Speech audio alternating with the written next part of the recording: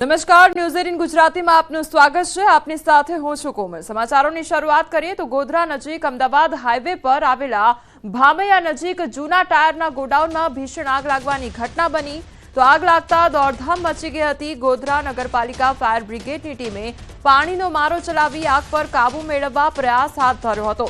આગ લાગવાનું કારણ જાણી શકાયું નથી તો ગોડાઉનમાં ગેસના બોટલ હોવાથી સ્થાનિકો પણ મદદમાં જોતરાઈ ગયા હતા।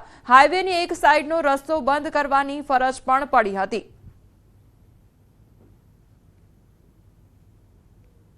હાલમાં અમદાવાદ રોડ પર આપણે સ્ક્રેપના ગોડાઉનની અંદર આગ લાગી છે। તેની અંદર હાલમાં 4 ગાડીઓ મારી કામગીરી પાણી મારવા માટે કામગીરી ચાલુ છે અને આગ પર કાબુ 50% આગ પર કાબુ આવી ગયેલો છે અને 15 માણસો હાલમાં કામ કરી રહ્યા છે। ગોધરા શહેરના અમદાવાદ રોડ પર આવેલા ભામૈયા પાસે આવેલા એક ટાયરના સ્ક્રેપના ગોડાઉનમાં આગ લાગી છે। હું આપને સીધા દ્રશ્યો બતાવીશ, આપ જોઈ શકો છો।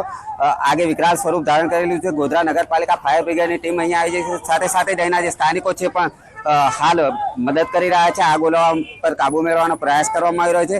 આ તરફના દ્રશ્યો બતાવીશ। ગોધરા નગરપાલિકાના જે 2 ફાયર ફાઈટરની ટીમો છે તે આવી પહોંચી છે અને અહીંયા આગ ઉપર કાબુ મેળવવાનો પ્રયાસ કરવામાં આવી રહ્યો છે। આગે જોતજોતામાં વિકરાળ સ્વરૂપ ધારણ કરતા અહીંયા દોડધામ મચી ગઈ છે। સાથે સાથે જ અહીંની જો વાત કરવામાં આવે તો મુખ્ય અમદાવાદ હાઈવે માર્ગ પસાર થતો હોવાથી અમદાવાદ માર્ગના અત્યારે હાલ એક લેન બંધ કરવામાં આવ્યો છે। આપણે આ તરફના દ્રશ્યો બતાવીશ। આ તરફનો એક માર્ગ બંધ કરવામાં આવ્યો છે। એક લેન જે છે હાલ કાર્યરત રાખવામાં આવ્યો છે।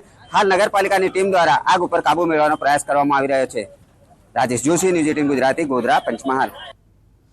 કચ્છના ભુજમાં લાગી છે ભયંકર આગ અને બી ડિવિઝન પોલીસ સ્ટેશનની બાજુમાં જૂની જેલમાં બનાવ બન્યો તો મોટી સંખ્યામાં વાહનોમાં બ્લાસ્ટ સાથે આગ લાગી ગઈ હતી। આખા ભુજમાં જ્યાં જુઓ ત્યાં કાળા ધુમાડા દેખાયા હતા અને બ્લાસ્ટ સાથે આગ લાગતા લોકોમાં ભયનો માહોલ સર્જાયો છે તો ચારે બાજુ ધુમાડાના ગોટે ગોટા જોવા મળ્યા અને આગ લાગતા ભયનો માહોલ સર્જાઈ ગયો હતો તો બ્લાસ્ટ સાથે આગ લાગવાની ઘટના બની હતી જેના કારણે ચારે બાજુ ધુમાડાના ગોટે ગોટા જોવા મળ્યા હતા। કાળા ડિબાંગ જાણે વાદળો છવાયા હોય તે પ્રકારની પરિસ્થિતિ જોવા મળી હતી અને આગ લાગવાને કારણે લોકોમાં ડરનો માહોલ સર્જાયો હતો। સમયે ભુજ શહેર પાસે આવેલી સરપંચ નાકા નજીક જે જૂની જેલ છે ત્યાં પાસે આગનો બનાવ બન્યો છે અને હું આપણે સીધા દ્રશ્યો બતાવવાનો પ્રયાસ કરીશ કે આ જે જૂની જેલના દ્રશ્યો છે ત્યાં પાસે આજે બપોરના સમયે આગ લાગવાનો બનાવ બન્યો હતો જેમાં જેલમાં ડિટેન કરેલા જે વાહનો પડ્યા હતા હજારોની સંખ્યામાં જે કહી શકાય વાહનો કે અહીં તને પડ્યા હતા તેમાં આગ લાગી હતી। આગ લાગવાનું કારણ જાણી શકાયું નથી પરંતુ જે રીતના આગ લાગતા જે તમામ વાહનો છે તે બળીને ખાક થઈ ગયા છે। ફાયર વિભાગની ટીમ દ્વારા તે 3 ફાયર ફાઈટરની મદદથી આગ પર છે તે કાબુ મેળવાયો હતો। તો પછી વાત કરી તો એક સમયે આસપાસના રહીશોમાં પણ ભારે ફફડાટ છે તે ફેલાયો હતો કારણ કે જ્યારે આગ લાગી હતી ત્યારે તો વાહનોમાં પણ બ્લાસ્ટ થયું હોય તેવું આસપાસના લોકો છે તે જણાવી રહ્યા હતા પરંતુ ત્યારબાદ જે ફાયર વિભાગની ટીમ જે ઘટના સ્થળે તાત્કાલિક પહોંચી અને 3 ફાયર ફાઈટર છે તેની મદદથી આગ પર કાબુ મેળવવાનો પ્રયત્ન હાથ ધર્યો હતો અને હાલ જે રીતે આપ દ્રશ્યમાં જોઈ રહ્યા છો કે હજુ પણ ફાયર વિભાગ દ્વારા જે પાણીનો મારો ચલાવી અને સંપૂર્ણ આગ પર કાબુ છે તે મેળવી લેવાયો છે પરંતુ જે આગ લાગવાના કારણે જે તમામ વાહનો છે તે બળી અને ખાક થઈ ગયા છે। મેહુલ સોલંકી, ન્યૂઝ 18 ગુજરાતી, કચ્છ। વડોદરાની પોર જેઆઈડીસીમાં આગ લાગવાની ઘટના બની અને પોર રમણ ગામડીની જગ્યામાં ઇન્ડસ્ટ્રીયલ વેસ્ટ મટીરિયલમાં આગ લાગવાની ઘટના બની તો આગના પગલે કરજણ ફાયર વિભાગની ટીમ ઘટનાસ્થળે પહોંચી આવી હતી। સતત પાણીનો મારો ચલાવી આગ પર કાબુ મેળવવામાં આવ્યો છે। અંદાજિત 4 કલાકની ભારે જહેમત બાદ આગ પર કાબુ મેળવી લેવામાં આવ્યો છે। સદનસીબે આગની આ ઘટનામાં કોઈ જાનહાનિ સર્જાઈ નથી। મોરબીમાં સ્મશાન ભૂમિમાં સરકારી અનાજના જથ્થામાં આગ લાગવાની ઘટના બની હતી જે મામલે તપાસ હાથ ધરવામાં આવી છે। ગુજરાત અને એમપીનો સરકારી અનાજનો જથ્થો એક્સપાયરી ડેટ વાળો હોવાનું સામે આવ્યું છે ત્યારે તંત્ર સામે પણ સવાલો ઉઠી રહ્યા છે કે અનાજનો જથ્થો એક્સપાયર થઈ ગયો ત્યાં સુધી લોકો સુધી કેમ પહોંચાડવામાં ન આવ્યો તેને લઈને અનેક સવાલો ઉદ્ભવી રહ્યા છે તો અનાજનો જથ્થો કોણ ફેંકી ગયું અને કોણે આગ લગાવી તે મામલે નાગરિક અન્ન પુરવઠાના અધિકારીઓએ તપાસ હાથ ધરી છે। સાથે જ અનાજના સેમ્પલ પણ એકઠા કરવામાં આવ્યા છે તો કોંગ્રેસે આરોપીઓને શોધી કડક કાર્યવાહીની માંગ કરી છે। તો સરકારી અનાજનો જથ્થો એક તરફ મળી આવ્યો છે પરંતુ આ જે સરકારી અનાજનો જથ્થો છે તે એક્સપાયર થઈ ગયેલો છે તેના લીધે અનેક સવાલો ઉદ્ભવી રહ્યા છે કે આખરે લોકો સુધી આ અનાજ પહોંચ્યું નથી અને તે પહેલા જ આ એક્સપાયર થઈ ગયેલો અનાજનો જથ્થો જોવા મળ્યો છે।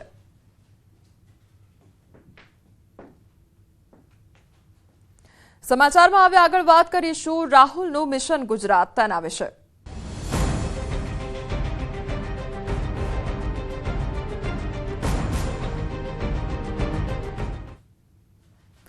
કોંગ્રેસના સંગઠન સર્જન અભિયાનનો પ્રારંભ થયો છે। કોંગ્રેસ કાર્યાલય ખાતે રાહુલનું મંથન ચાલી રહ્યું છે, ત્યારે 4 તબક્કામાં બેઠકોનો દોરથી રાહુલ ગાંધી દ્વારા મંથન કરવામાં આવશે। તો રાહુલ ગાંધી નિરીક્ષકોનું ઓરિએન્ટેશન કરશે અને 45 દિવસમાં જિલ્લા પ્રમુખોની નિમણૂક પૂર્ણ કરવામાં આવશે। અમદાવાદ એરપોર્ટ પર રાહુલ ગાંધીનું સ્વાગત કરવામાં આવ્યું છે અને રાહુલ ગાંધી આજે ગુજરાત પ્રવાસે છે અને તેમના દ્વારા અનેક બેઠકોનું આયોજન કરવામાં આવ્યું છે। 2027 પહેલાની આ તમામ તૈયારીઓ હાથ ધરવામાં આવી હોય તે પ્રકારની પરિસ્થિતિ જોવા મળી રહી છે। તો સંવાદદાતા પ્રણવ અમારી સાથે જોડાઈ ગયા છે। પ્રણવ, 2027 પહેલા કોંગ્રેસની પૂરજોશમાં તૈયારી જોવા મળી રહી છે। આજે કયા પ્રકારની પરિસ્થિતિનું નિર્માણ થયું છે? કઈ એવી મુખ્ય બેઠકો આજે કરવામાં આવી રહી છે?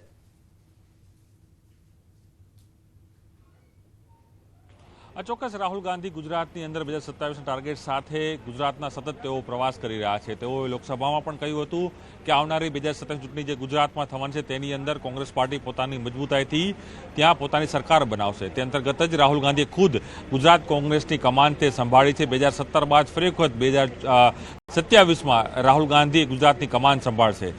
જે રીતે આજે કહી શકાય કે એઆઈસીસીના જે નિરીક્ષકો છે, પીસીસીના જે નિરીક્ષકો છે, એ તમામ નિરીક્ષકો વચ્ચે રાહુલ ગાંધી આજે સંવાદ કરી રહ્યા છે, બેઠક કરી રહ્યા છે અને એક પ્રેઝન્ટેશન છે તે રજૂ કરવામાં આવી રહ્યું છે કે નિરીક્ષકોએ શું કામગીરી કરવાની છે। કારણ કે કોંગ્રેસ પાર્ટીએ જાહેરાત કરી છે 2025માં જે વર્ષ છે એ વર્ષની અંદર તેઓએ જે કહે છે કે પોતાના સંગઠનને વધુ મજબૂત કરવા માટે એક અભિયાન શરૂ કર્યું છે। તે અભિયાન અંતર્ગત જ રાહુલ ગાંધી આ બેઠક કરી રહ્યા છે। મહત્વપૂર્ણ એ પણ વાત છે કે ન્યૂઝીલેન્ડને જે માહિતી મળી છે તે પ્રમાણે રાહુલ ગાંધીએ ડેડલાઇન આપી છે તમામ નેતાઓને, તમામ નિરીક્ષકોને કે ગુજરાતના 33 જિલ્લાઓ અને જે અન્ય મહાનગરો છે, જે શહેરો છે, તેના 31 મે પહેલા તમામ જિલ્લા પ્રમુખોની નિમણૂક કરી દેવાની રહેશે, તેના માળખાની જાહેરાત કરી દેવાની રહેશે અને ત્યારબાદ તેઓને કઈ કામગીરી કરવી છે તેની પણ માહિતગાર અહીં કરી દેવામાં આવી છે। એટલે જે એઆઈસીસીના નિરીક્ષકો છે, જે 43 નિરીક્ષકો છે, એ જ રીતે પીસીસીના 183 નિરીક્ષકો છે, આ તમામ નિરીક્ષકોને અલગ અલગ જિલ્લાઓની જવાબદારી સોંપા છે। એટલે એક એઆઈસીસીનો નિરીક્ષક હશે, તેની સાથે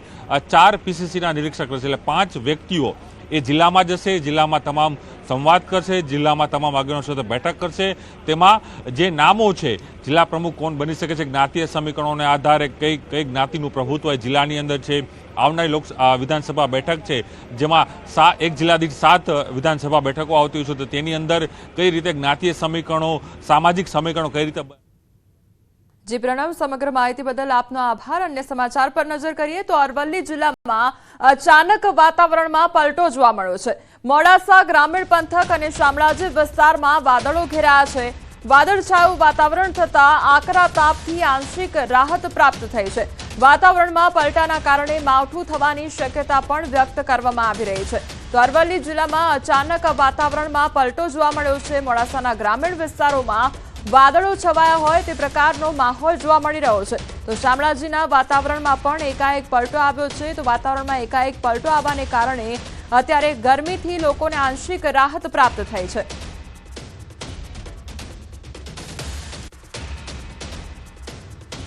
તો આ તરફ ભિલોડામાં ભર ઉનાળે ઝરમર વરસાદ વરસ્યો છે। કમોસમી વરસાદથી વાતાવરણમાં ઠંડક પ્રસરી ગઈ છે। અચાનક આવેલા પલટા બાદ કમોસમી વરસાદ વરસ્યો તો 40 ડિગ્રી તાપમાનમાં તપતા લોકોને રાહત પ્રાપ્ત થઈ છે। તો એકાએક વાતાવરણમાં પલટો આવ્યો છે, જેના કારણે ગરમીથી લોકોને રાહત પ્રાપ્ત થઈ છે। ભિલોડાના આ દ્રશ્યો કે જ્યાં ઝરમર વરસાદ વરસ્યો છે, એકાએક વાતાવરણમાં પલટો આવ્યો છે, એટલે વાતાવરણમાં ક્યાંક ઠંડક અનુભવાઈ રહી છે, જેના કારણે લોકોએ હાશકારો અનુભવ્યો છે, કારણ કે સતત ગરમીનો અનુભવ લોકો કરી રહ્યા હતા। એક તરફ અરવલ્લીના એ દ્રશ્યો કે જ્યાં અરવલ્લીમાં વાતાવરણમાં પલટો જોવા મળી રહ્યો છે, બીજી તરફ ભિલોડાના એ દ્રશ્યો કે જ્યાં ઝરમર વરસાદ વરસ્યો હતો, વાતાવરણમાં એકાએક પલટો આવ્યો હતો, જેના કારણે લોકોને ગરમીથી રાહત પ્રાપ્ત થઈ છે। સંવાદદાતા હાર્દિક અમારી સાથે જોડાઈ ગયા છે। હાર્દિક, ભિલોડામાં એક તરફ ઝરમર વરસાદ જોવા મળ્યો અને બીજી તરફ અરવલ્લીના એ દ્રશ્યો કે જ્યાં વાતાવરણમાં પલટો આવ્યો, એટલે ગરમીથી લોકોને હવે આંશિક રાહત પ્રાપ્ત થઈ છે। કયા પ્રકારનું વાતાવરણ છે? કોમલ, ચોક્કસથી જે પ્રકારે અરવલ્લી જિલ્લામાં બપોર બાદ અચાનક વાતાવરણમાં પલટો આવ્યો છે. આજરોજ બપોર દરમિયાન જે પારો છે, ગરમીનો પારો 40 ડિગ્રીને પાર ગયો હતો. ત્યારબાદ અચાનક આવેલા પલટાના કારણે જે શામળાજી બરોડા વિસ્તાર છે વરસાદની શરૂઆત થઈ છે. ખાસ કરીને કમોસમી વરસાદ થવાના કારણે જે તાપમાન એ ગગડ્યું છે. લોકોને ગરમીથી રાહત મળી છે. ખાસ કરીને જે ઉનાળામાં બાજરી સહિતના પાકોનું વાવેતર કરવામાં આવતું હોય છે, પરંતુ હજુ ઝરમર વરસાદ થવાના કારણે વાતાવરણમાં ઠંડક જોવા મળી રહી છે. સાથે જ જે ખેડૂતોએ બાજરીનું વાવેતર કર્યું છે તેમાં પણ ડર, પરંતુ વાતાવરણમાં પલટાના કારણે જિલ્લામાં હાલ પવનો ફૂંકાઈ રહ્યા છે અને વાતાવરણમાં ઠંડક જોવા મળી રહી છે. જી કુમાર. જી હાર્દિક, સમગ્ર માહિતી બદલ આપનો આભાર. તો આ તરફ ભારતીય હવામાન વિભાગે આ વર્ષના ચોમાસાના વરસાદનું પહેલું અનુમાન જાહેર કર્યું છે. હવામાન વિભાગ દ્વારા જાહેર કરાયેલી માહિતી અનુસાર આ વર્ષે ભારતમાં સરેરાશ કરતા 105% વધુ ચોમાસાનો વરસાદ પડી શકે છે. આઈએમડીએ કહ્યું છે કે આ વર્ષે ભારતીય ઉપખંડમાં ચોમાસા દરમિયાન અલ્નીનોની સ્થિતિ વિકસિત થવાની શક્યતા નથી. 4 મહિનાના ચોમાસા ઋતુ દરમિયાન ભારતમાં સામાન્યથી વધુ વરસાદ પડવાની શક્યતા છે. આ સિઝનમાં સરેરાશ કરતા 105% વધુ વરસાદ પડવાની ધારણા છે. તેમણે કહ્યું છે કે ભારતીય ઉપખંડમાં સામાન્યથી ઓછા ચોમાસાના વરસાદ માટે જવાબદાર અલ્નીનો સ્થિતિ આ વખતે વિકસિત થવાની શક્યતા ઓછી છે. તો દેશના ઘણા ભાગો પહેલાથી જ તીવ્ર ગરમીનો સામનો કરી રહ્યા છે અને એપ્રિલથી જૂનના સમયગાળામાં દિવસો ખૂબ ગરમ રહેવાની ધારણા છે. આનાથી વીજળી ગ્રીડ પર દબાણ આવી શકે છે અને પાણીની અછત સર્જાઈ શકે છે. ભારતીય હવામાન વિભાગની આગાહી ખેડૂતો માટે ફાયદાકારક છે, કારણ કે સામાન્ય કરતાં વધુ વરસાદ થવાની સંભાવના છે, જેનાથી ખેતીમાં મોટી મદદ મળશે. તો ચોમાસામાં સામાન્યથી વધુ વરસાદ રહેવાનું અનુમાન કરવામાં આવ્યું છે. ત્યારે ગુજરાતમાં ચોમાસામાં કેટલો વરસાદ રહેશે, તો સામાન્યથી વધુ વરસાદ રહેશે તે પ્રકારની આગાહી કરવામાં આવી છે અને તેના કારણે આ વખતે ખેડૂતો માટે આ ચોમાસું ખૂબ સારું રહેવાનું છે. સામાન્યથી વધુ વરસાદવાળું આ ચોમાસું રહેવાનું છે. તો ગુજરાતમાં ચોમાસામાં સામાન્યથી વધુ વરસાદ વરસશે અને સ્થિતિ સંપૂર્ણ અનુકૂળ રહેવાની પણ સંભાવનાઓ વ્યક્ત કરવામાં આવી છે. તો 105% જેટલો વરસાદ થવાની પણ સંભાવના વ્યક્ત કરવામાં આવી છે, જેના કારણે ખેડૂતોને હાશકારો અનુભવાયો છે. તો બીજી તરફ ચોમાસાને લઈને શક્યતાઓ કયા પ્રકારની છે તે પણ વ્યક્ત કરવામાં આવી છે. દુષ્કાળ પડવાની શક્યતાઓ કેટલી છે, તો આઈએમડીના મતે 2% શક્યતા વ્યક્ત કરવામાં આવી છે. તો સ્કાયમેટના મતે જોઈએ તો 5% શક્યતા વ્યક્ત કરવામાં આવી છે. સામાન્યથી ઓછો વરસાદની શક્યતાઓ પણ નહિવત જોવા મળી રહી છે. આ તરફ આઈએમડી અને સ્કાયમેટના છેલ્લા 5 પૂર્વાનુમાન કેટલા સાચા પડ્યા છે તેના પર નજર કરીએ તો 2020માં આઈએમડીનું પૂર્વાનુમાન સામાન્ય જોવા મળ્યું અને વાસ્તવિકતા સામાન્યથી વધુ જોવા મળી છે. આમ 5 વર્ષનો આ આંકડો છે તે સામે આવ્યો છે.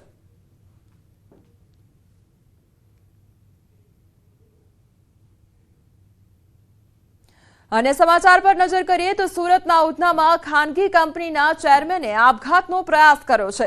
લક્ષ્મીનારાયણ ઇન્ડસ્ટ્રીમાં બિલિયન ચીયર્સ વેન્ચર્સ પ્રાઇવેટ લિમિટેડના ચેરમેને આપઘાતનો પ્રયાસ કર્યો.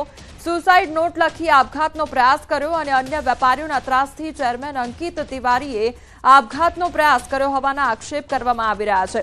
તો અંકિત તિવારીએ ફિનાઇલ પી આપઘાતનો પ્રયાસ કર્યો છે. સુસાઇડ નોટમાં ત્રાસ આપનાર વેપારીઓના નામનો પણ ઉલ્લેખ કરવામાં આવ્યો છે. વેપારીઓએ તેમના યુનિટ પર કબજો કર્યો હોવાનો આક્ષેપ કરવામાં આવ્યો છે. તો પોલીસ પણ મદદ ન કરતી હોવાના યુવકની બહેને આક્ષેપ કર્યા છે. યુવકે આપઘાતનો પ્રયાસ કરતા સારવાર અર્થે સિવિલ હોસ્પિટલ ખાતે ખસેડવામાં આવ્યો છે. તો યુવકની બહેને આ મામલે પોલીસ ફરિયાદ નોંધાવી છે. પોલીસ યોગ્ય કાર્યવાહી કરે તેવી માંગ કરી છે. તો સુરતની આ ઘટના સામે આવી છે, જેમાં યુવક દ્વારા આપઘાતનો પ્રયાસ હાથ ધરવામાં આવ્યો છે. તો ફિનાઇલ પીને આપઘાતનો પ્રયાસ હાથ ધરવામાં આવ્યો છે. આ સાથે જે વેપારીઓ દ્વારા દબાણ કરવામાં આવતું હતું તેના નામ પણ લખવામાં આવ્યા છે. સંવાદદાતા કીર્તેશ અમારી સાથે જોડાઈ ગયા છે. કીર્તેશ, યુવક દ્વારા આપઘાતનો પ્રયાસ અને સાથે વેપારીઓના નામ પણ જાહેર કરવામાં આવ્યા છે. શું અપડેટ આખી ઘટનામાં? બિલકુલ, સુરતના ઉધના લક્ષ્મીનારાયણ ઇન્ડસ્ટ્રીયલ વિસ્તારની આ ઘટના છે, જ્યાં રિયલવેસ પ્રાઇવેટ લિમિટેડના ચેરમેને આપઘાત કર્યો છે. આપઘાત કરતા પહેલા વેપારી દ્વારા સુસાઇડ નોટ આપવામાં આવી છે, કારણ કે અન્ય વેપારીઓ દ્વારા ત્રાસથી ચેરમેન અંકિત તિવારીએ આપઘાત કર્યા હોવાની વિગતો સામે આવી છે. અંકિત તિવારીએ ફિનાઇલ પીને આપઘાત કર્યો છે. સુસાઇડ નોટમાં ત્રાસ આપનાર વેપારીઓના નામ પણ લખવામાં આવ્યા છે. વેપારીઓ તેમના યુનિટ પર કબજો કરતા હોવાનો આક્ષેપ છે. પોલીસે કોઈ મદદ નહીં કરતા હોવાના આક્ષેપ છે. યુવકના આપઘાતને લઈને પરિવાર શોકમાં ગરકાવ થઈ ગયો છે. હાલ યુવકનો મૃતદેહ નવી સિવિલ હોસ્પિટલ ખાતે પોસ્ટમોર્ટમ માટે મોકલવામાં આવ્યો છે. ત્યારે યુવકની બહેન દ્વારા આ મામલે પોલીસમાં ફરિયાદ પણ નોંધવામાં આવી છે. જોવાનું એ રહ્યું કે પોલીસ આ મામલે કયા પ્રકારની કાર્યવાહી કરે છે. જી કીર્તેશ, સમગ્ર માહિતી બદલ આપનો આભાર.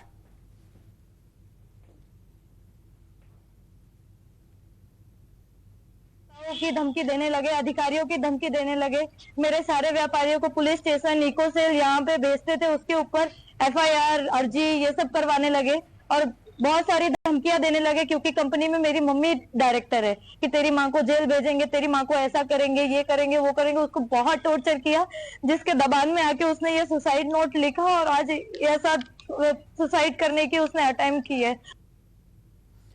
લીમડી ગામમાં દબાણ હટાવતા નાના વેપારીઓ બેરોજગાર બન્યા છે અને થોડા સમય પહેલા જાલોદ રોડ પર કાચા દબાણો દૂર કરવામાં આવ્યા હતા. ત્યારે નાના વેપારીઓએ તંત્રની કામગીરી સામે આક્ષેપ કર્યા છે. તંત્ર વાલા દવલાની નીતિ કરતી હોવાનો આરોપ લગાવ્યા છે. સાથે દબાણ દૂર કરતા નાના વેપારીઓ તડકામાં બેસી વેપાર કરવા મજબૂર બન્યા છે. તેથી કોંગ્રેસ પ્રમુખ સાથે વેપારીઓએ ફરી વેપાર કરવા દેવાની માંગ કરી છે.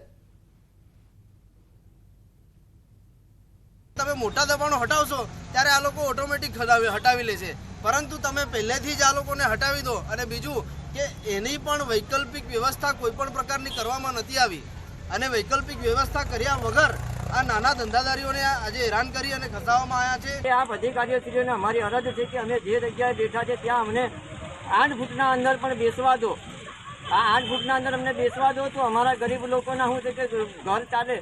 જે તમે આખા ગામમાંથી જે નાના મોટા જ કેબિનો હટાયા છે, પાકા દૂર દબાણો કર્યા નથી, એ કરો ના કરો અમારે કશું નથી દેખવું, પણ અમને આ જગ્યા ઉપર ફક્ત અને ફક્ત 8 ફૂટના અંદર પણ અમને બેસીને વ્યાપાર કરવા દો. અમે કલેક્ટરશ્રીને પણ રજૂઆત કરી અને અમે કલેક્ટર સાહેબને પણ કીધું છે કે જ્યાં સુધી ગ્રામ પંચાયત આ લોકોને નવી જમીન ના ફાળવે ત્યાં સુધી જે તે જગ્યા પર આ લોકોને ધંધો અને ત્યાં કેબિન મૂકવા દે. અને જો આ ટૂંક સમયમાં જો આ કેબિનો ના મૂકવા દે તો અમે આ ગરીબ લોકોને સાથે રાખી અને કલેક્ટર કચેરીનો ઘેરાવ કરીશું. ભાણવડ જામનગર હાઈવે પર વીજ તંત્રની બેદરકારી સામે આવી છે. ધારાગઢ નજીક રસ્તા પર વીજ તાર નીચે ઝૂકી જવાથી વાહન ચાલકોને ભારે હાલાકી અને રસ્તામાં પસાર થતા વાહનોમાં તાર અડી જવાનો ભય સર્જાયો છે. એક શખ્સ લાકડી વડે તાર અધર કરતા નજરે પડ્યો, જેનો વિડીયો સોશિયલ મીડિયામાં વાયરલ થયો છે. નોંધનીય છે કે છેલ્લા 2 દિવસથી આ સમસ્યા સર્જાઈ છે, ત્યારે વહેલી તકે સમસ્યાનું નિવારણ આવે તેવી લોકો દ્વારા માંગ કરવામાં આવી રહી છે. સુરત સહારા દરવાજા વસારની ઘટના સામે આવી છે. સહારા દરવાજા લોખંડ ગટરમાં ટ્રક ફસાઈ હોવાની ઘટના બની. ટ્રકને બહાર કાઢવા પૈડામાંથી હવા કાઢવામાં આવી તો સહારા દરવાજાથી ABMC જતા બ્રિજ પાસેની આ ઘટના સામે આવી છે. ઊંચી ટ્રક હોવા છતાં બ્રિજ પર ચડાવવા જતા ટ્રક ફસાઈ ગઈ હતી અને હવા કાઢતા ટ્રક બહાર નીકળી હતી. દહેરાદૂન એક્સપ્રેસ ટ્રેનમાંથી 2 યુવકો નીચે પટકાયા હોવાની ઘટના બની છે. લીમખેડાથી થાનદલા જતા યુવકો ચાલતી ટ્રેનમાંથી અગમ્ય કારણોસર નીચે પટકાતા ઘાયલ થયા તો બંનેને તાત્કાલિક સારવાર અર્થે હોસ્પિટલ ખસેડવામાં આવ્યા, જેમાં એક યુવકને પગના ભાગે ગંભીર ઈજાઓ પહોંચી છે. તેથી વધુ સારવાર માટે વડોદરા ખાતે ખસેડવામાં આવ્યો છે.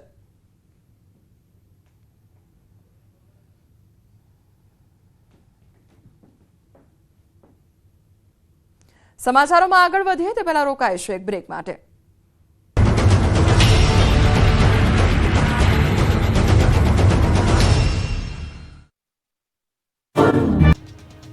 ભૂલથી પણ ન વિચારતા કે ગરમીથી છુટકારો મળ્યો છે. હજુ પણ આખરી ગરમી ગુજરાતનો પીછો નહીં છોડે. હવામાન વિભાગ અને હવામાન નિષ્ણાંતોના મતે હજુ પણ ગુજરાતમાં આખરી ગરમીનો રાઉન્ડ આવશે. આવતીકાલથી રાજ્યમાં ફરી ગરમીનો નવો આક્રમક રાઉન્ડ આવશે. 15 થી 18 એપ્રિલ સુધી ફરી ગુજરાતમાં હીટવેવની આગાહી કરાઈ છે. આવતીકાલથી એપ્રિલ માસમાં અત્યાર સુધીમાં ન પડી હોય તેવી ગરમી પડશે, એટલે કાળઝાળ ગરમીમાં શેકાવા થઈ જજો તૈયાર. હવામાન વિભાગની આગાહી મુજબ આવતા 4 દિવસ 2 થી 3 ડિગ્રી સુધી તાપમાન વધશે. આવતીકાલથી ફરી હીટવેવથી હાહાકાર મચી જશે. 3 દિવસ સુધી 4 જિલ્લામાં ગરમીનું યલો એલર્ટ અપાયું છે. બનાસકાંઠા, સાબરકાંઠા, રાજકોટ, કચ્છમાં યલો એલર્ટ અપાયું છે. 15 થી 17 એપ્રિલ સુધી 4 જિલ્લામાં હીટવેવની આગાહી કરાઈ છે. દરિયા કિનારાના વિસ્તારોમાં ગરમ અને ભેજવાળા પવન ફૂંકાશે. 17 એપ્રિલ બાદ તાપમાનમાં 2 થી 3 ડિગ્રી તાપમાન घटશે. 4 दिनों के लिए मैक्सिमम टेम्परेचर में 2 से 3 डिग्री की बढ़ोतरी का पूर्वानुमान है। उसके बाद 2 से 3 डिग्री का मैक्सिमम टेम्परेचर में गिरावट का पूर्वानुमान है। और इसके साथ ही जो हीट वेव की वार्निंग है वो जहाँ जो डिस्ट्रिक्ट है जहाँ पे हीट वेव की वार्निंग है वो बनासकांठा, साबरकांठा, राजकोट और कच्छ के लिए 15, 16 और 17 की तारीख में हीट वेव की वार्निंग है और साथ में येलो अलर्ट जारी है।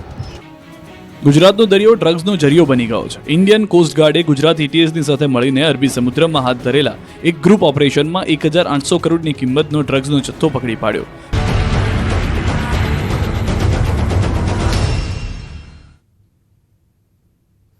બ્રેક બાદ આપનું સ્વાગત છે અને સમાચારો પર નજર કરીએ તો અમરનાથ યાત્રા માટે રજીસ્ટ્રેશન શરૂ થતાં જ શ્રદ્ધાળુઓને હાલાકી સમાચાર આવી રહ્યા છે અને સુરતમાં બાબા અમરનાથના શ્રદ્ધાળુઓને ભારે હાલાકી ભોગવવી પડી રહી છે. 17 કલાકથી વધુ સમય થયા છતાં શ્રદ્ધાળુઓ બેંકની બહાર ઊભા રહેવા માટે મજબૂર બન્યા છે.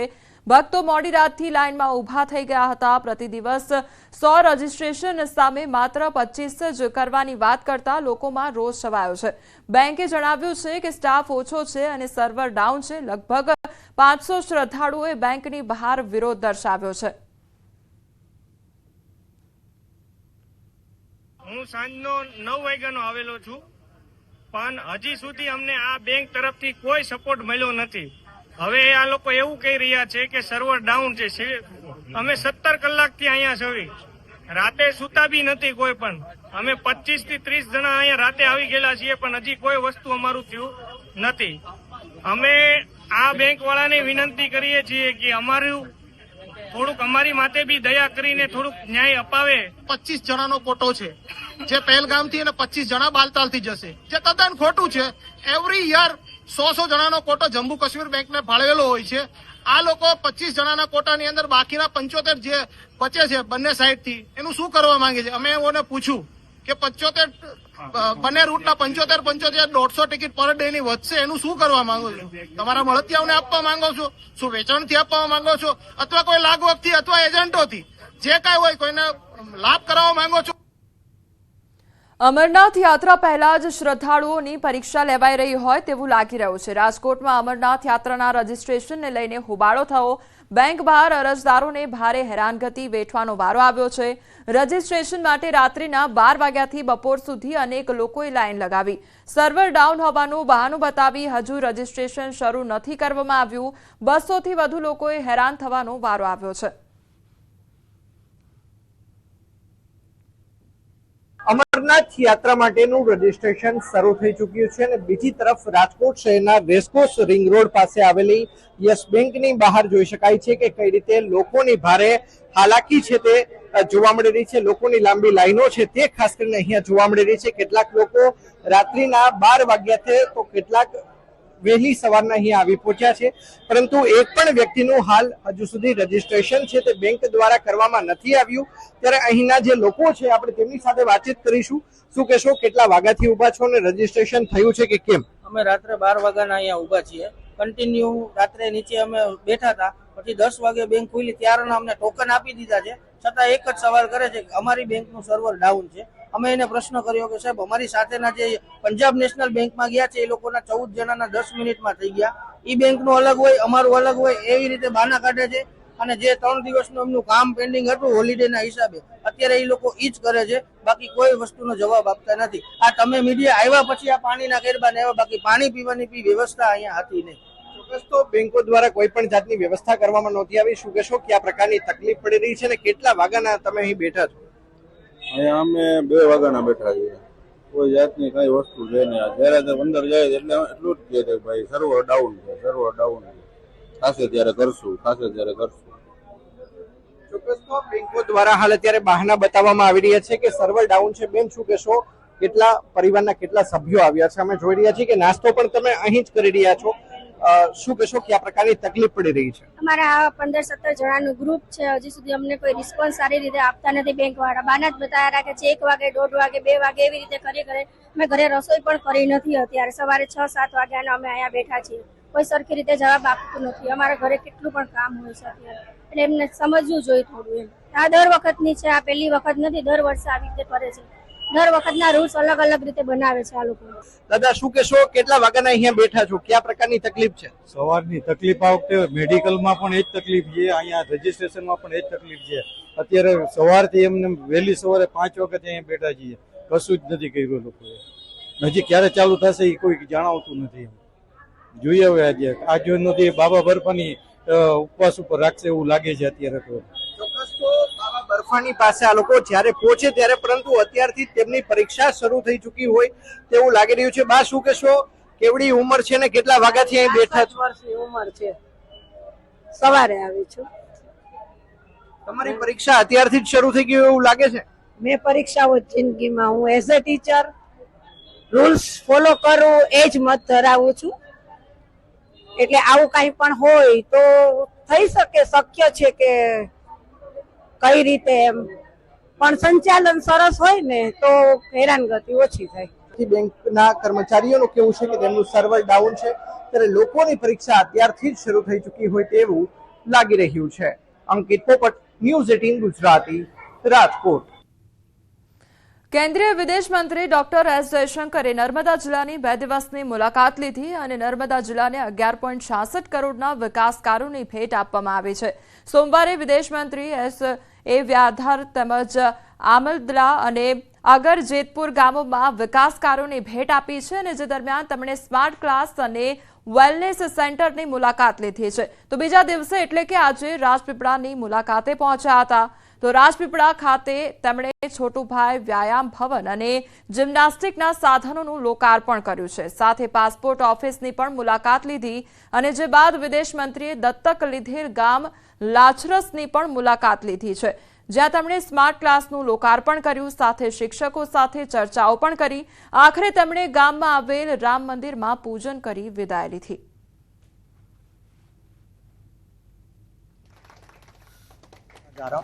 तो मुझे लगा कि कुछ समय हुआ है कि पिछले साल मैं आ नहीं पाया, चुनाव में भी व्यस्त था और हमारे यहाँ विदेश नीति तो हर समय देश के बाहर तो कुछ न कुछ होता ही रहता है, पर यहाँ आने में मुझे लगा कि बहुत कुछ काम हुआ है और भी आगे संभावना है और जहाँ कुछ हमारी ओर से कुछ योगदान हो तो अच्छा ही है. વડોદરામાં તાંત્રિક વિધિના નામે દુષ્કર્મ આચર્યું અને ભુવાના પુત્રએ પરણિતા સાથે દુષ્કર્મ આચર્યું છે. શિનોરના માંજરોલ ગામની ઘટના સામે આવી છે. પરણિતા સાથે 8 થી 10 વખત દુષ્કર્મ આચરવામાં આવ્યું અને બાધા બાળવાનું કહી તે ભોગ બનનાર પરણિતાના ઘરે જતો જાદુ ટોણા તેમજ મેલી વિદ્યા કરીને તારા પતિને મારી નાખીશ તેવી ધમકી આપવામાં આવતી હતી. પરણિતાને સમાજમાં બદનામ કરવાની પણ ધમકી આપતો હતો. ભોગ બનનાર પરણિતાએ જયદીપ પાટણવાડિયા સામે ફરિયાદ નોંધાવી હતી. પોલીસે આરોપી જયદીપ પાટણવાડિયાની ધરપકડ કરી છે.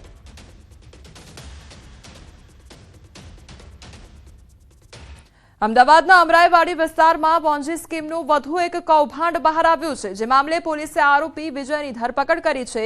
શહેરના અમરાઈવાડી વિસ્તારમાં રહેતા અને એક પાર્લરમાં નોકરી કરતા વિજય અગ્રવાલે લોકો સાથે છેતરપિંડી આચરી. એક વૃદ્ધને પહેલા પોતાની પોન્જી સ્કીમમાં ફસાવ્યા અને રૂપિયા પડાવ્યા. બાદમાં ઠગ યુવકે અન્ય મેમ્બર લાવવાનું કહેતા વૃદ્ધે તેના સગા સંબંધી તેમજ મિત્રોને ડ્રોની સ્કીમમાં કુલ 36 લાખનું રોકાણ કરાવ્યું હતું. તે પ્રકારની વાત કરી.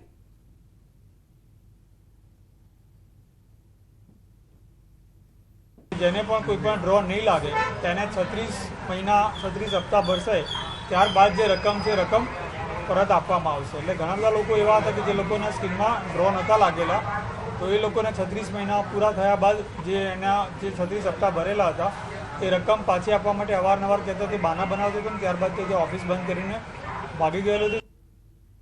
હાલ સમાચારોમાં બસ આટલું જ. વધુ સમાચાર માટે આપ જોતા રહો ન્યૂઝ 18 ગુજરાતી. નમસ્કાર.